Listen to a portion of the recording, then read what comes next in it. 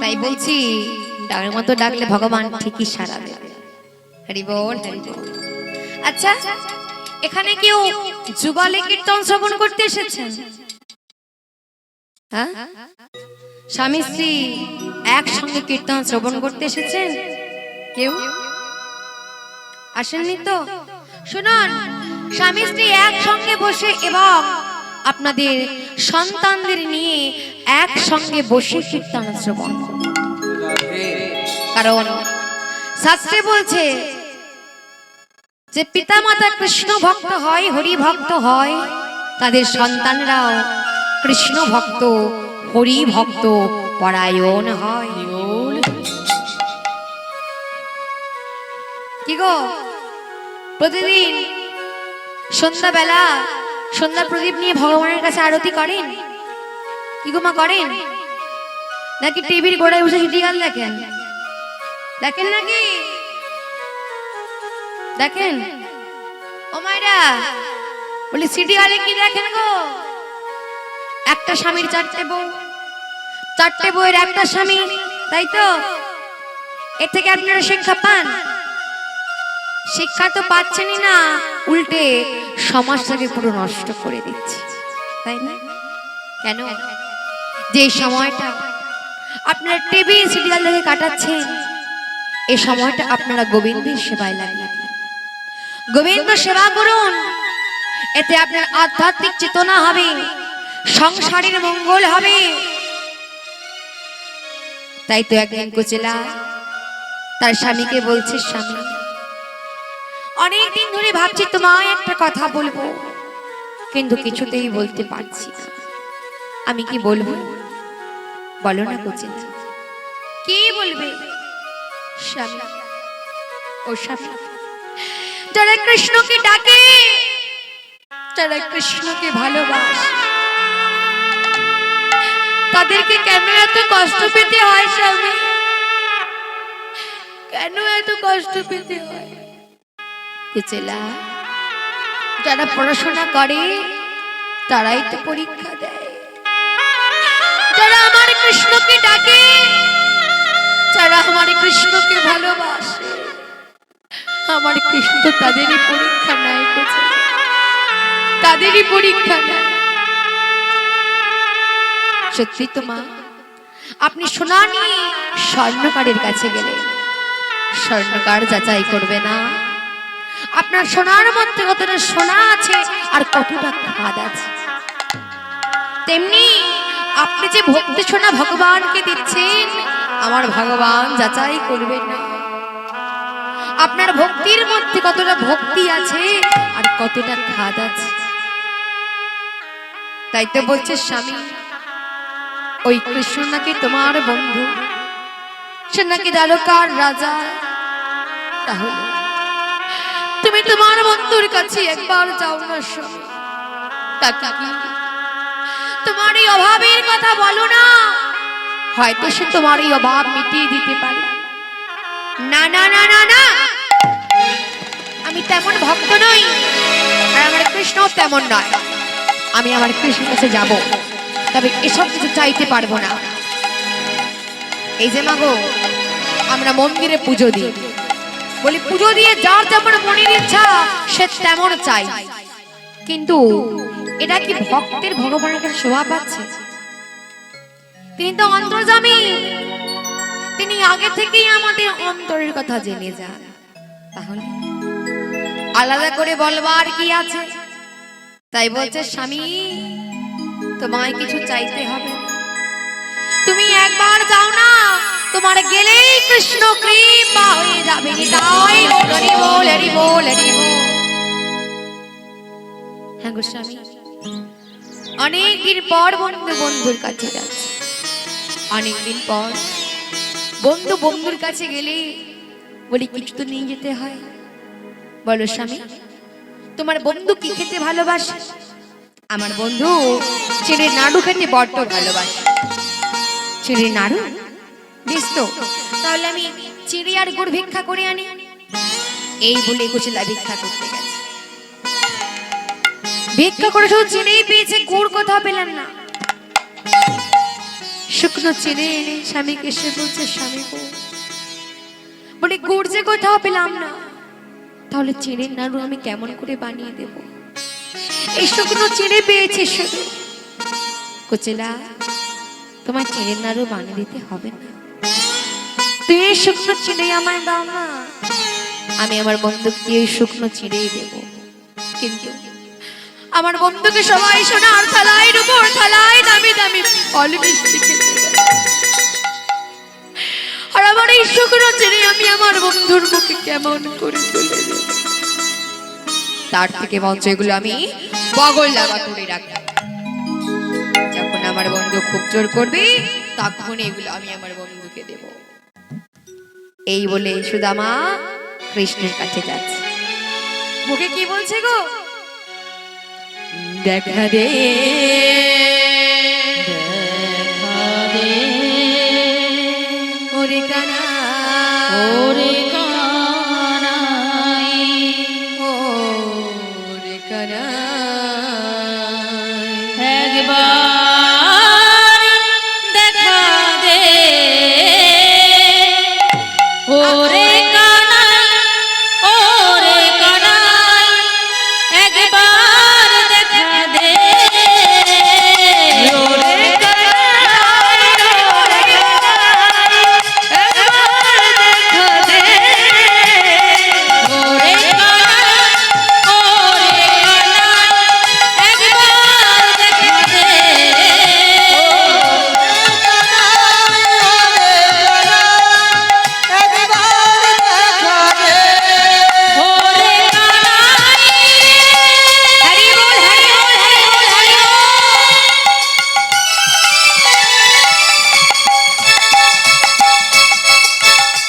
ওরে কানাই। হরি বল, হরি বল, হরি বল, হরি বল।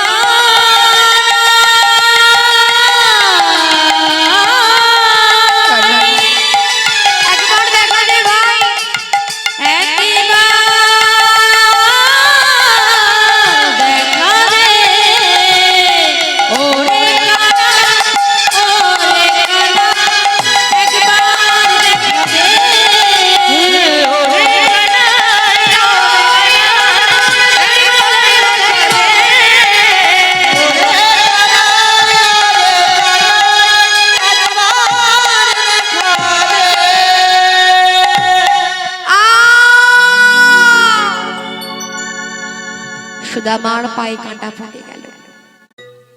লক্ষ্য করবেন না, যদি কেউ কোনোদিন কোন ভক্তকে আঘাত করে, সেই ভক্তের যত না লাগে তার চেয়ে বেশি লাগে ভগবানকে। এখন এই সমাজে অনেক ব্যক্তি আছে যারা সাধুগুরু বৈষ্ণবদেরকে অপমান করে, নিন্দা করে।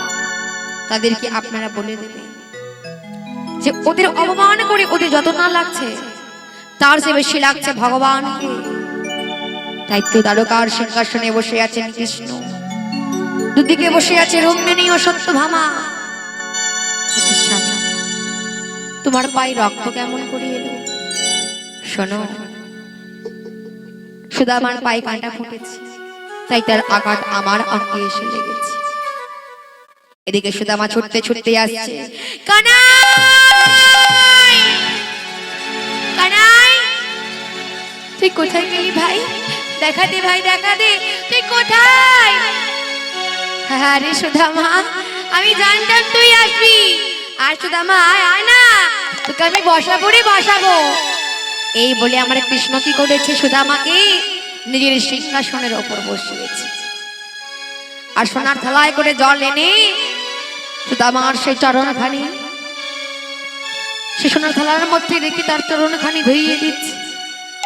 আর বলছে, ওরে সুদামা, এ জগতে কত ভক্ত আমার চরণ ধুইয়ে দেয়, আমি জানি না তারা আমার চরণ ধুইয়ে কতখানি আনন্দ পায়। আমি তো কোনোদিন ভক্ত হতে পারবো না রে সুদামা, তাই আজ আমি তোর মতো ভক্তের চরণ ধুইয়ে অনুভব করছি যে ভক্ত আমার চরণ ধুইয়ে কতখানি আনন্দ পায়, কতখানি আনন্দ পায়। হরি বল, হরি বল। কিছুক্ষণ পর হঠাৎ আমার কৃষ্ণ বলে, এই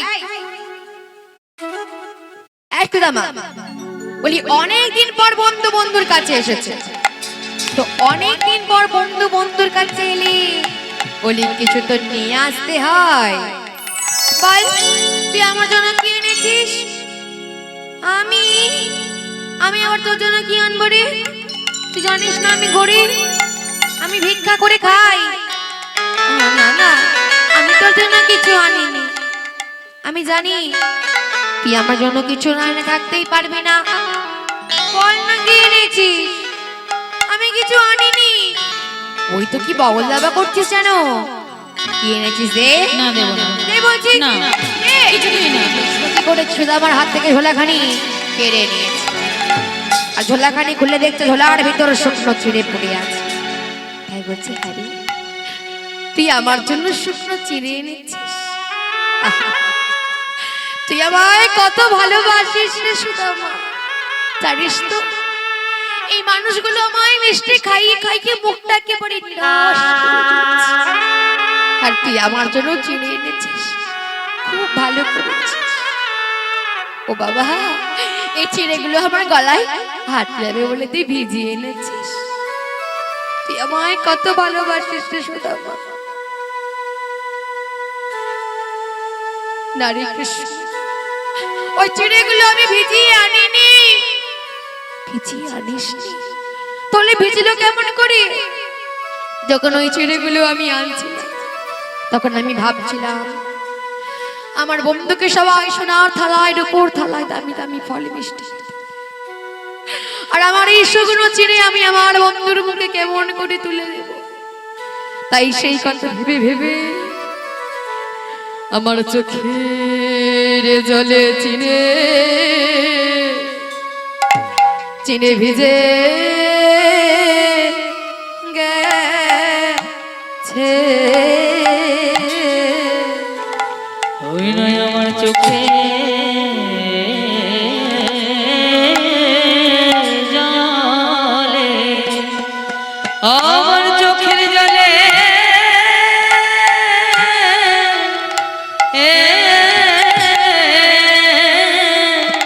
চিরে ভিজে ভিজে গেছে।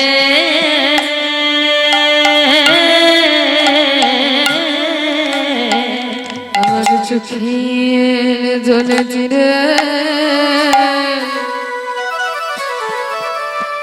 চিরে ভিজে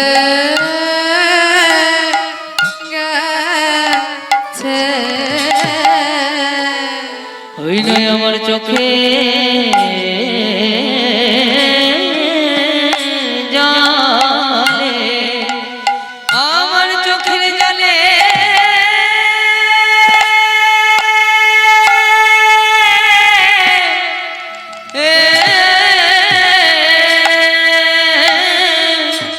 চিরে ভিজে ভিজে গেছে।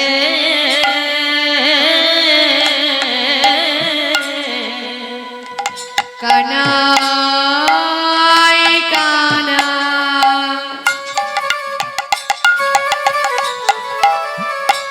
আজ কানাই বলে চোখে জল চিরে ভিজে গেছে। কানাই কানা কানাই বলে চোখে জল চিরে ভিজে গেছে।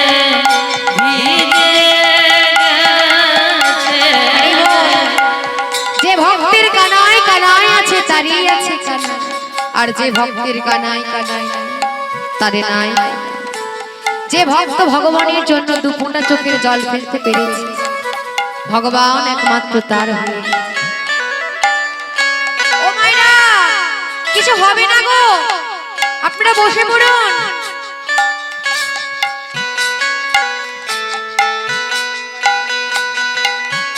বসে পড়ুন মা, সকলে বসে পড়ুন। কিছু হবে না, আপনারা বসে পড়ুন।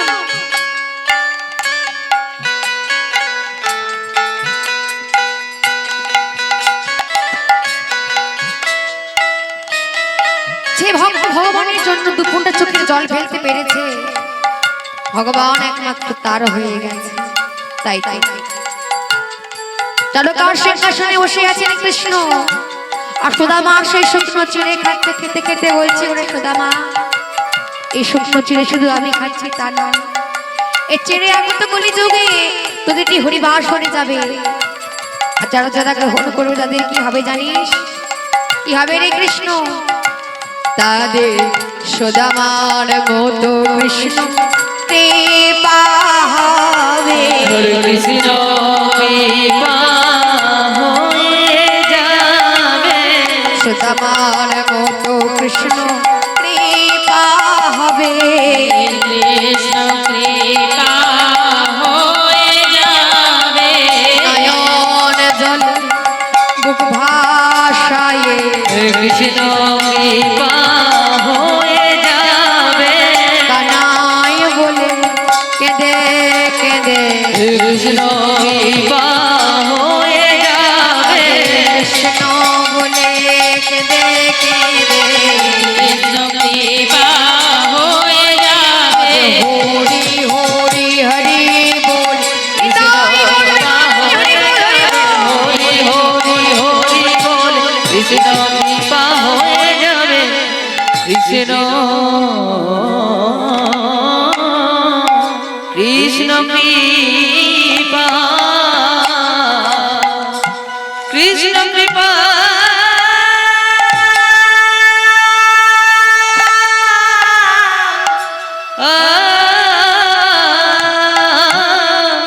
কৃপা হয়ে যাবে।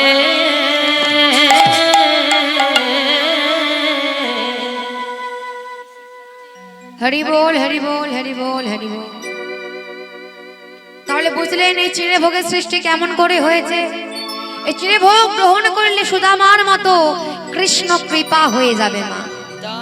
ও মা গো, আপনারা কি উঠে চলে যাবেন না? কিছু হবে না, আমি আপনাদের জন্য এত দূর থেকে ছুটে এসেছি। কি গো, আপনাদের জন্যই তো। আর আপনারা দেখে চলে যাচ্ছেন, কাকে কীর্তন শ্রবণ করাবো আমি? হরি বল হরি বল হরি বল। কেউ যাবেন না? হ্যাঁ, কিচ্ছু হবে না।